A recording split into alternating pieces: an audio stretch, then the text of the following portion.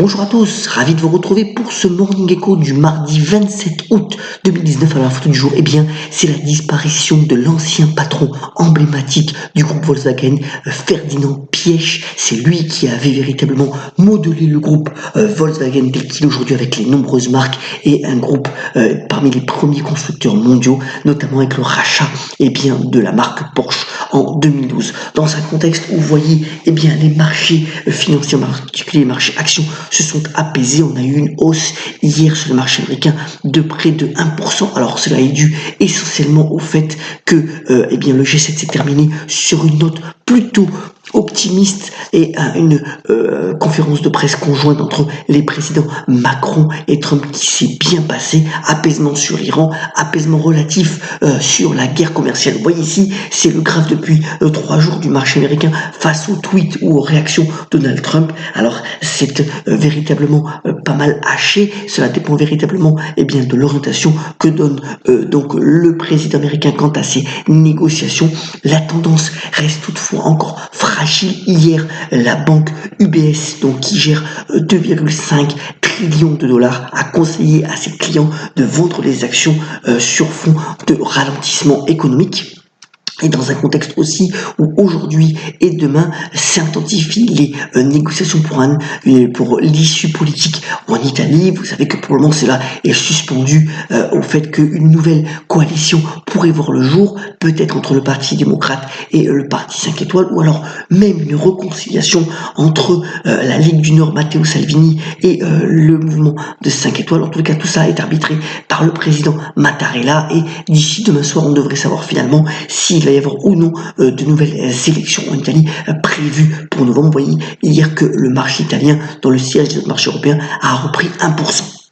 Mais cette guerre commerciale a des conséquences. Voilà une étude relayée par l'agence Bloomberg aujourd'hui sur en particulier l'économie suisse. Vous voyez que sur le graphique de gauche, finalement l'économie suisse ralentit, les exportations ralentissent. Il y a aussi bien entendu récemment aussi le mouvement contestataire à Hong Kong qui pèse sur l'industrie horlogère suisse. Mais vous voyez que dans le même temps, le franc suisse qui fait figure de valeur refuge, c'est la courbe en blanc, monte en particulier contre l'euro. Alors pour le moment, la bourse suisse, c'est le graphique de droite, tient bien, on n'est pas loin des records historiques, mais vous voyez bien que cette guerre commerciale sur un pays tel que la Suisse, pèse sur l'économie, même si la consommation reste quand même très forte. D'ailleurs, en parlant de consommation, on aura aussi, qui est un des fers de lance pour le monde de l'économie américaine, la conférence des consommateurs aux États-Unis qui sera publiée tout à l'heure à 16h, un chiffre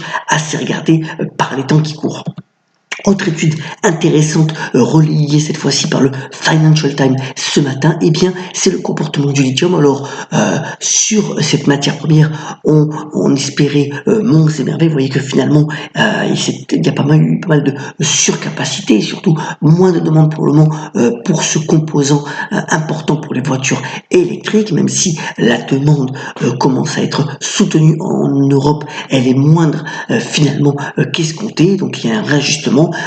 Plusieurs petits fabricants ou extracteurs de lithium vont certainement disparaître ou finalement fusionner pour pouvoir avoir des capacités financières plus intéressantes. C'est un ajustement. On pense que sur le moyen terme, le lithium a un bel avenir, mais voilà, il y a eu cet ajustement nécessaire après la grosse spéculation du début de l'année 2018. Voilà, assez intéressant à lire dans le Financial Times ce matin. Venons-en au bref, pas mal de nouvelles. D'abord, alors c'est assez particulier. Alors un groupe français avec un groupe américain qui avait fusionné en 2017, c'était Technip et FMC.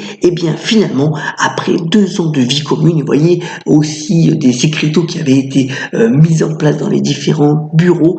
Ces 2 groupes-là vont se scinder de nouveau pour créer 2 entités, une américaine et une donc française, tout ce qui est donc dans le secteur parapétrolier. Les 2 boîtes qui vont rester finalement, c'est Spinco et Romanco, encore donc une boîte française, mais finalement c'est pour démontrer une illustration d'une fusion qui n'a pas fonctionné dans le sillage bien entendu aussi d'un prix du pétrole qui a baissé finalement, qui a mis à rude épreuve et sous pression les marges de tels groupes. Et bien voilà, ces deux groupes-là décident finalement de se scinder de nouveau, ce qu'on appelle des spin-offs, et on verra l'issue finalement, l'action à rebondir de 4%, mais c'est finalement quand même un aveu d'échec pour ce genre de fusion dans ce secteur.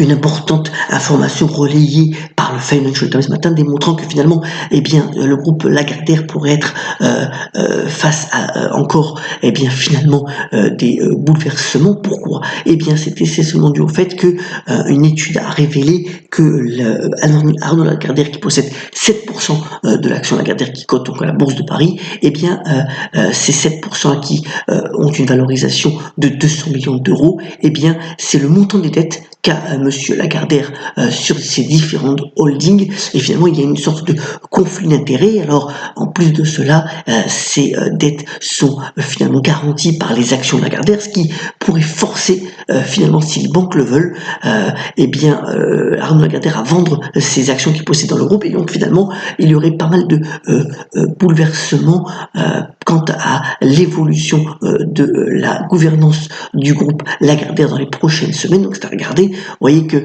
l'action donne quand même 6,7% de rendement. Elle est dans la moyenne plutôt chère des valeurs médias dans le secteur. Mais voilà, ça pourrait augurer de pas mal de changements au niveau du groupe Lagardère à regarder attentivement. Deux changements aussi managériaux assez importants pour le groupe Kraft Heinz, distributeur du célèbre ketchup. Vous voyez que finalement le comportement boursier a été catastrophique depuis 5 ans, puisque la valeur a perdu 2/3 de sa capitalisation. C'est une des positions phares de Berkshire Hathaway, le holding financier de Warren Buffett. Alors les changements concernent essentiellement la partie financière, mais aussi la partie opérationnelle. On peut penser qu'à ce niveau-là, Kraft Heinz peut être regardé de nouveau, et des changements assez forts vont encore être provoqués, notamment pour tout ce qui est mise en place de nouveaux business, de nouvelles façons finalement de mettre en avant les différentes marques du groupe, et donc des changements à venir pourraient porter finalement l'action de nouveau vers un comportement boursier plus intéressant. Donc Kraft Heinz à regarder sur le marché américain. Un mastodonte, et ça c'est quand même une bonne nouvelle, de la technologie va s'introduire en Europe, en particulier à la bourse d'Amsterdam. C'est prévu pour le 11 septembre prochain. Alors c'est la holding sud-africaine Naspers qui va introduire Prosus. Alors Prosus, en fait, c'est un géant de la technologie et des médias qui possède en particulier 30% de Tencent, donc le géant des jeux vidéo chinois. Alors, l'introduction est prévue pour le 11 septembre. Cela valoriserait Prosus à 100 milliards d'euros de capitalisation. En tout cas, c'est ce qui est visé par la boîte, et c'est quand même une bonne nouvelle dans l'idée de pouvoir contrer finalement les GAFA, les grandes boîtes américaines, d'avoir un tel groupe coté. Donc, dans les prochains jours, à noter Prosus à la bourse d'Amsterdam si vous voulez éventuellement y souscrire. Record aussi pour les dotations données à l'occasion de l'US Open, qui a commencé hier d'ailleurs.